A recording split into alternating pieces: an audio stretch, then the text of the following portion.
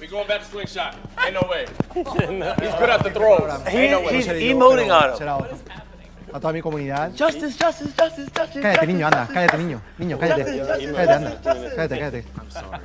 I don't know, man. No, it was fun. Like you and Ski were good. Hey, save it for Disney. Save it for Disney. No one cares. No one cares. Don't let this shit, man. Good.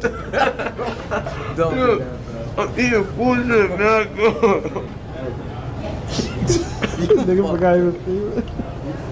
I'm not laughing at that, man. Ever since streaming really blew up, there's been this unofficial rotation every single year of one streamer who becomes the face of quote unquote the most insufferable person on the internet. 2023 had Jack Doherty, the guy who'd start random fights, then sprint behind security like he just robbed a bank. Everyone collectively agreed he had one of those faces you just wanted to reach through the screen and smack. Long term, it didn't really work out great for him either. 2024 had Neon, who was just unhinged, saying the craziest things to people, somehow with an even more punchable look than Doherty. He's basically the kid Disney cast to get bullied in a sitcom. Funny enough, he completely flipped his image and now hangs around A-list celebrities, being charitable and likable, which honestly nobody saw coming. 2025 was kind of a quiet year. Nobody really stood out enough. But 2026, that one's not even a debate. It's Rakai. If you don't know who Rakai is, he basically blew up out of nowhere when Kai Cenat brought him onto one of his subathons back in November 2024, almost 2 years ago now. And ever since then, this kid has been everywhere. Every feed, every clip, doing something that makes you want to throw your phone. 10 security guards for me?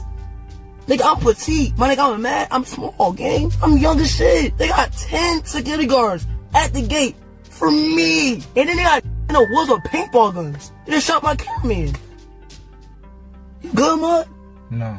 Now, the most recent controversy, and probably the reason a lot of people are even watching content about him right now, comes from that big MrBeast collab, where 50 streamers competed in a series of challenges for $1 million prize that the winner could give to their community. Ever since that video dropped, basically all anyone has talked about is how Rakai acted throughout it. He was being a nuisance and getting under everyone's skin the entire time. Whoa.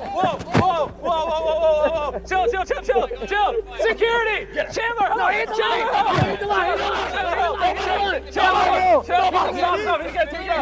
help! He's the line. No, he didn't.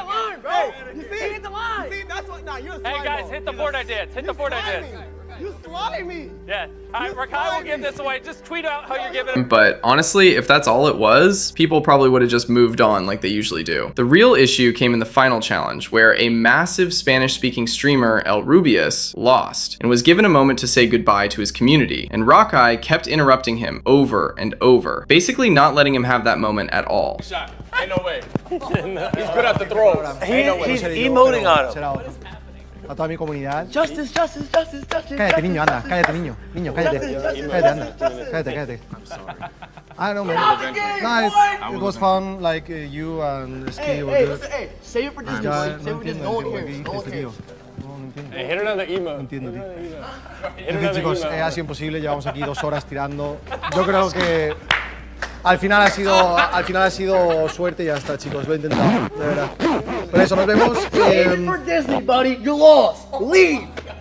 People sometimes forget just how enormous the Spanish-speaking content world is because we're so locked into English content. This guy has tens of millions of followers across platforms, easily more than half the English streamers in that lineup combined, and most people watching had no idea. Even MrBeast himself looked visibly thrown off by what Rakai was doing in that moment. And when the literal host of the video is shocked at your behavior, that says everything. This wasn't trash talking in a game, this was just straight up poor sportsmanship. The kind of thing where everyone at the table wants to stop playing with that one person because they ruin the vibe for hours after the game's already over while everyone else has moved on. And almost instantly after that aired, his comment sections turned into something out of an old segregation era. People flooding him with awful messages and imagery. There's probably a literal bounty on this kid's head from parts of that Spanish-speaking community right now.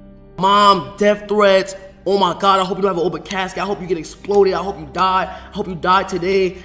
Someone said, I know you don't live in North Carolina, so on your flight back, I hope the plane crash. I pray for, I'm like, oh my God. I'm like, this is actually good. You feel me? This is good right here, bro. This means that I really rage baited them so badly that they really hate me, bro. This is what you call the massive race bait game. I am 17 years old, black and petite.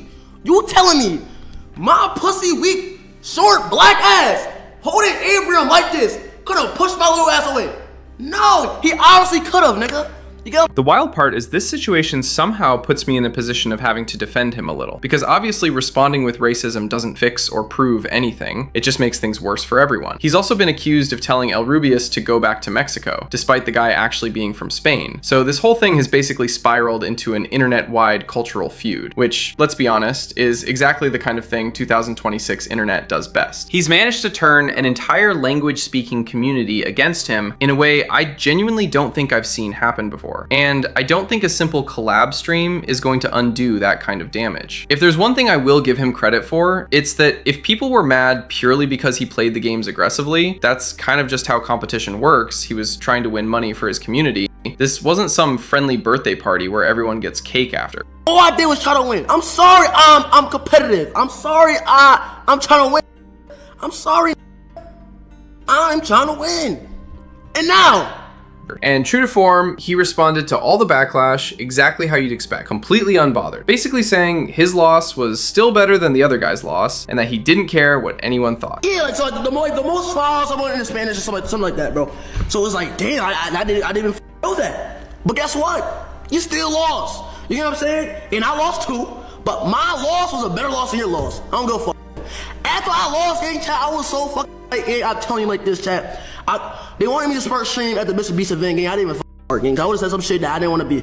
If you thought Speed was wild as a teenager coming up, Rakai takes that energy and somehow makes it look tame. Think about this for a second. He got put on by Kai in November 2024, and he's already racked up 6 bans, 2 of those just this year alone. One of his earliest, and honestly one of the most insane ones, was when he was driving and streaming at the same time, and he took his entire hand off the steering wheel just to type something in his chat.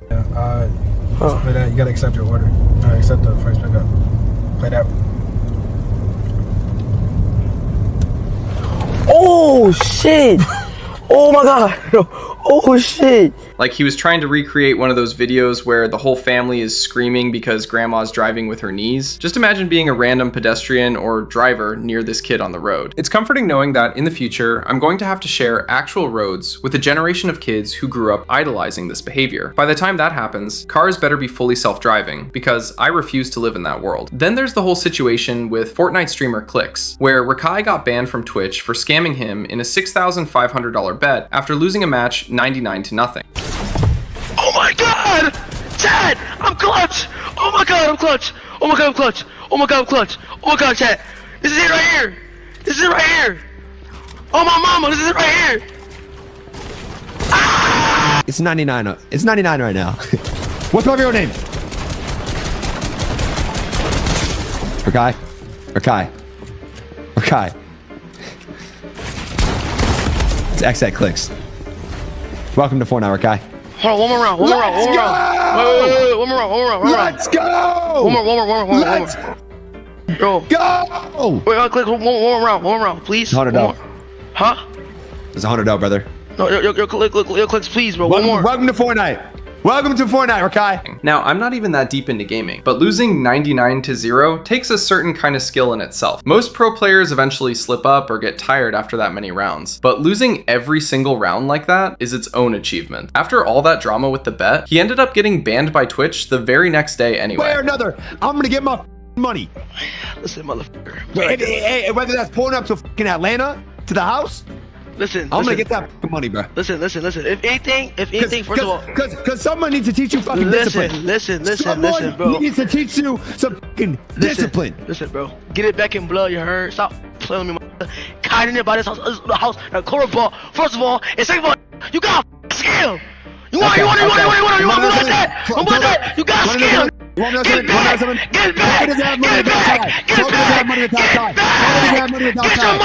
your money back. Kai do owe me, but guess who's not getting money? You ugly. He can owe me all he fucking wants, but guess what? That $6,500 is still my fucking bank account. So you! So all that chaos for nothing. Even if he later ended up paying him, that was stooping too low, since he had promised on a live stream in front of millions of viewers that if he lost, he would pay. Look in the camera, put your hand up like this, saying I, Rakai, will pay them 1,000 subs the second I lose. I, Rakai, will pay the 1,000 subs the second I lose. People joked that the moment that ban happened, the whole internet felt a wave of peace. Like birds started singing and the sun came out a little brighter. That's how badly people wanted him off platform for a bit. What's even more interesting is that ban somehow got reversed, with Twitch claiming it was some kind of visual glitch. I've genuinely never heard of Twitch using that excuse for a streamer ban before. It really feels like someone made a phone call and got that thing wiped clean. And I think we all know who has that kind of pull with Twitch at this point. They're not trying to lose one of their biggest traffic generators over something like this. Quick word from our today's sponsor, Pop Vibe. Looking for real vibes? Welcome to Pop Vibe, the next generation of social networking. It's designed to connect you through entertainment, community, and real-time interaction. Experience live shows and trending discussions exactly as they happen around you. Experience the pulse of your city. From trending gossip to the best local happenings, discover it all as it happens. This is where participation leads to real connection. Join the conversation and be part of the vibe. Be part of a digital community where every single voice is heard. Join the movement at popvibe.live. Download the app now and let's connect. To get the same experience, click the link in the description to get started for free. Then, his most recent ban, which happened back in March, was when he accidentally leaked NBA player LaMelo Ball's phone number live on stream.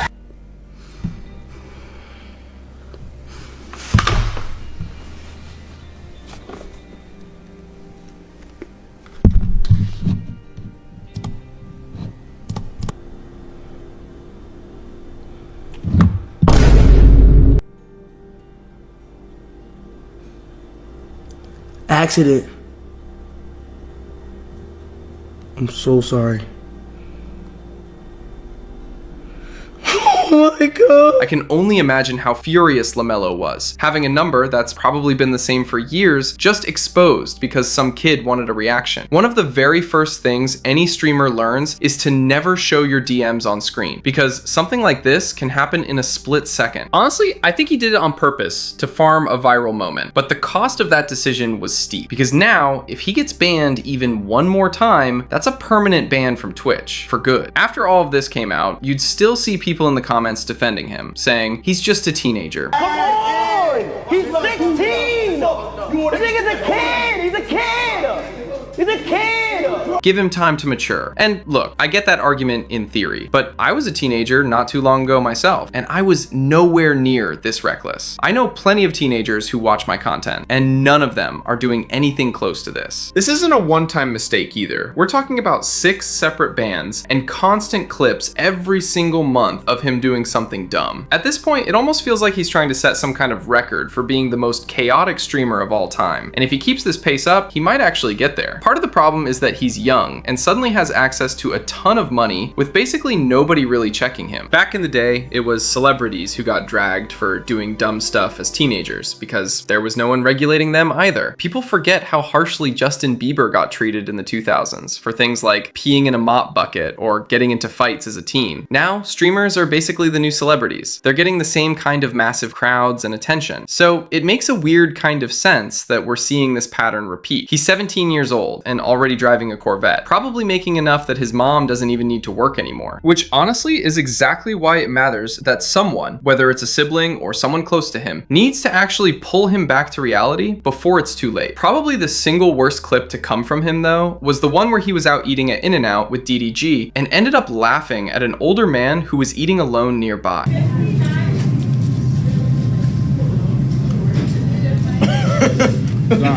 Oh, this is mad good. Look, I'm eating bullshit, mad good. Nigga forgot he was eating. John, hey, Cormio, he's gonna leave. This shit goes straight. Come on, bro, go, bro. That shit goes straight to kick shit. That clip is genuinely one of the most distasteful things I've seen from a creator. Because come on, a person can't even eat a meal in peace without becoming a punchline for some kid's stream. Now, I'm not 100% sure if that man was actually homeless or just an older guy eating lunch, but the internet ran with the homeless angle. And honestly, it doesn't even change much either way. I've genuinely never seen any of my friends just randomly laugh at a stranger eating like that. It's such an oddly cruel instinct to have as your first reaction. And then to make it worse, he tried to deny it after afterward, claiming it wasn't what it looked like. Oh, when they say he was laughing at the homeless man? Yo, I laugh at the homeless man, chat. That is not funny at all. And chat, listen, I wasn't even laughing. Either in and out, yeah. But chat, the Twitter pages be just following me, bro. Like, they only do it to me. It was 3 there. They only say Rakai. You feel me? 3 there, and they only say my name, bro. Because they're it's engagement. It's engagement, bro. So that's what I'm saying. I want to clear that thought. I was not laughing at him. I was laughing because of the food I ate and the sauce. And the shade looked at me like this. I looked at the shade, man, looked at the shade. You know, you got a friend, you look at the shade. Like, imagine you got your friend, you look at like this. You look at him and start laughing. That's what the happened, nigga. Benefit out, mind you, before that, the old man came to the bathroom. I said, "You need help washing your hands? Turn the water off, friend." And gave him a paper towel. That was the happened, my nigga. So.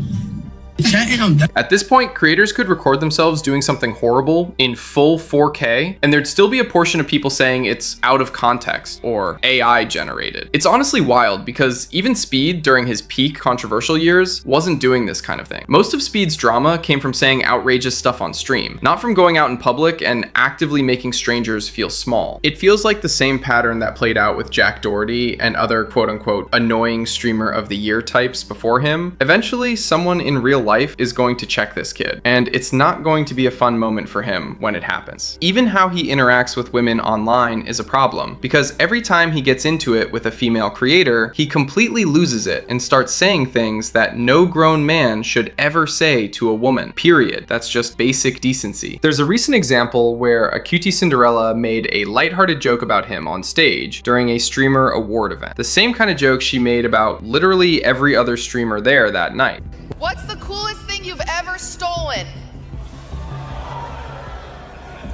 Don't answer, it's a test, Rakai! Have you learned nothing? Don't answer it! And his reaction was to call her names and then immediately turn around and thank her for inviting him to the event in the same breath. That combination is genuinely bizarre. It's like slapping someone and then hugging them right after like nothing happened. You wanna know what I was gonna say? I was saying, listen, bitch. What's the coolest dick you ever sucked? Get the f off my dick. That's what I was gonna say. I was gonna say that shit to her face, bro. And for everybody. But I had to just sit down and think. I'm black, petite, sit the f down and chill. I was gonna say that shit. I was like, what's the coolest dick you ever fucking sucked? You ugly to her. I was gonna say that. But I just calmed down, bro, and you know, and like, you know, see why she even said that shit. Cause whole time, now I get it. Like, she said it cause, you know, I got banned for giving that girl flowers, but she didn't really understand is that whole time I had my assistant tell the lady that she never bought it, she put it back, but that wasn't on camera. So Cinderella, I'm so happy I can see that to you, but fuck you, bitch. Nah, real shit, fuck you. What the f think you playing with? And keep in mind, the jokes that night weren't even that savage to begin with. Everyone remembers how rough that whole award show segment was for everyone involved. So it's not like she singled him out for something brutal. It really feels like he reads a chat, lets people hype him up into a rage, and then just explodes on whoever's nearby. The direction this kid is heading really depends on whether he gets some kind of real guidance soon. Because you can only ride controversy for so long before people either get bored of you, stop watching entirely, or your fan base turns into one of those communities that's purely toxic and ends up on the fringes of platforms. There's still a small window for him to grow up, and honestly he has to, especially with that permanent ban looming over his head if he messes up one more time. If nothing changes, I wouldn't be surprised if by the end of this year, he's somehow found a way to be at odds with every major online community that exists. Thanks for watching and hitting that subscribe button. Peace.